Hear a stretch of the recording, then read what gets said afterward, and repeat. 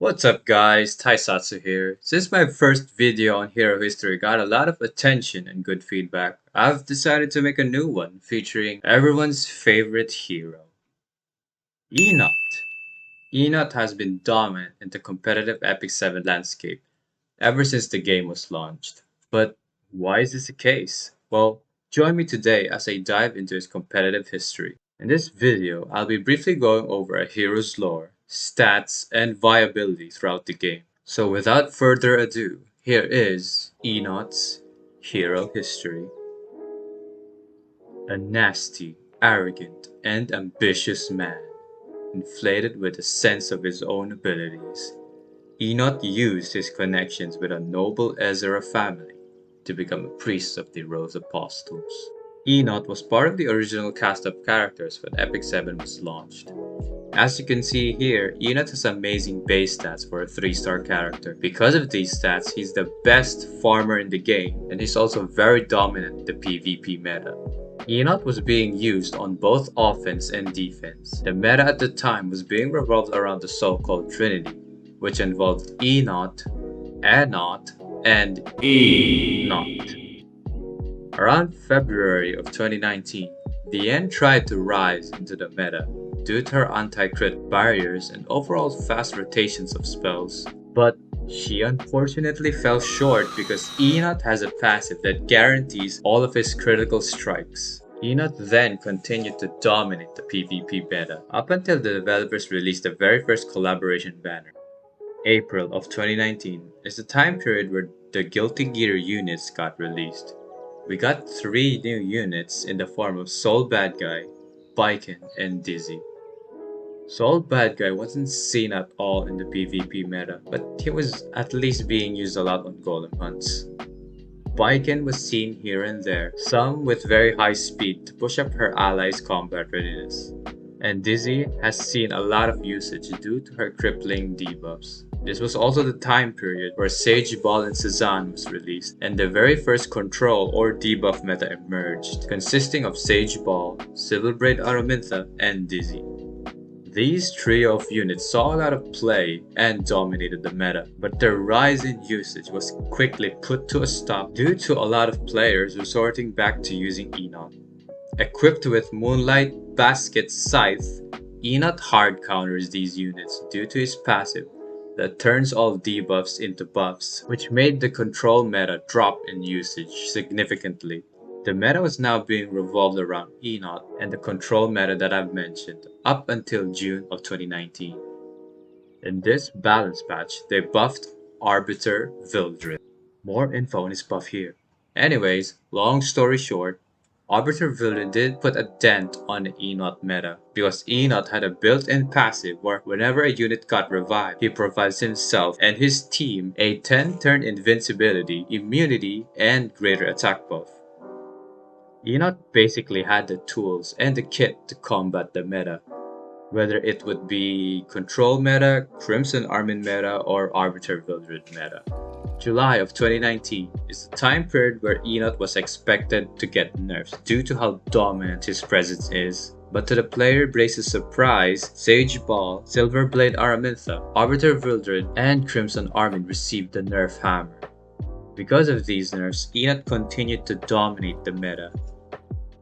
August of 2019, Seaside Bellona was released. Not only is she a great wyvern hunter, she's also a menace in the PvP meta due to her absurd AoE damage output on both her S2 and S3, especially when she's equipped with Rengar's specialty drink.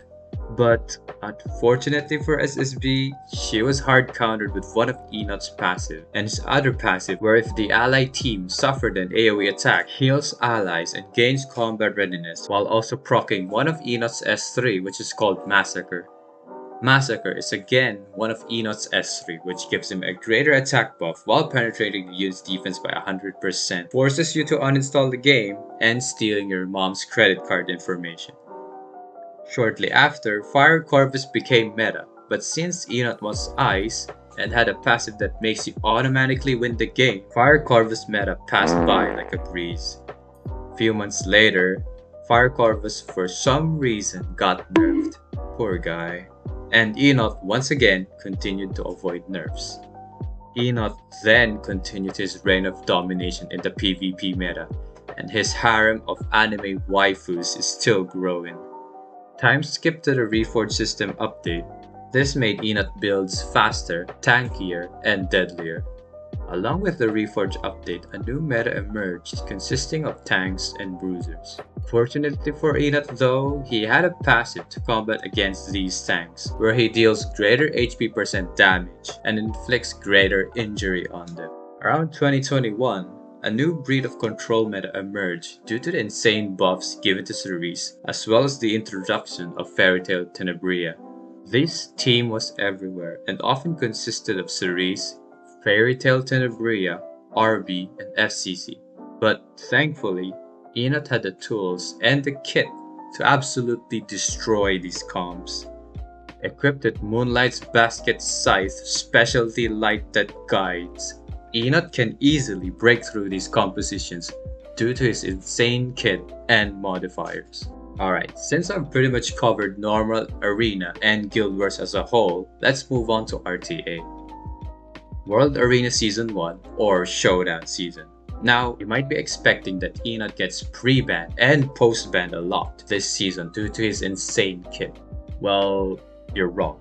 For some reason, people ban Arbiter Vildred. I mean, come on. Why waste your ban on Arbiter Vildred when you can use it on Enot or Maid Chloe? Arbiter Vildred? More like Arbiter Vildead! I think some of the players are under the illusion that RB is a good unit, which he isn't clearly. RB never became meta. He never did. Wake up, sheeple.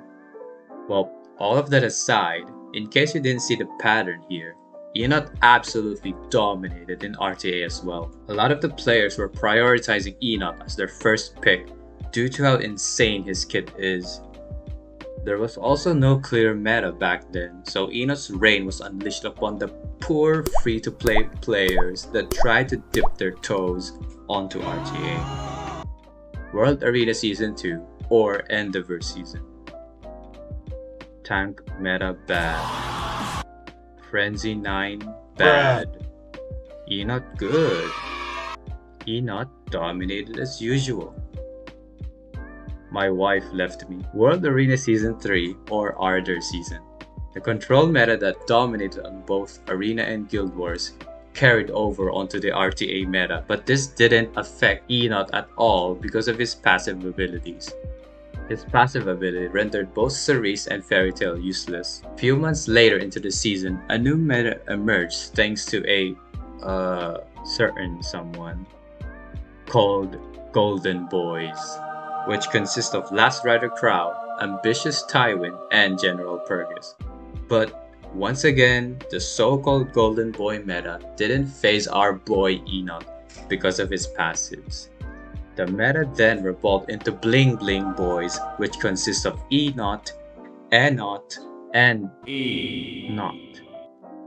By the time I'm recording this video, Enot is still dominating the meta and it seems like he isn't getting nerfed anytime soon.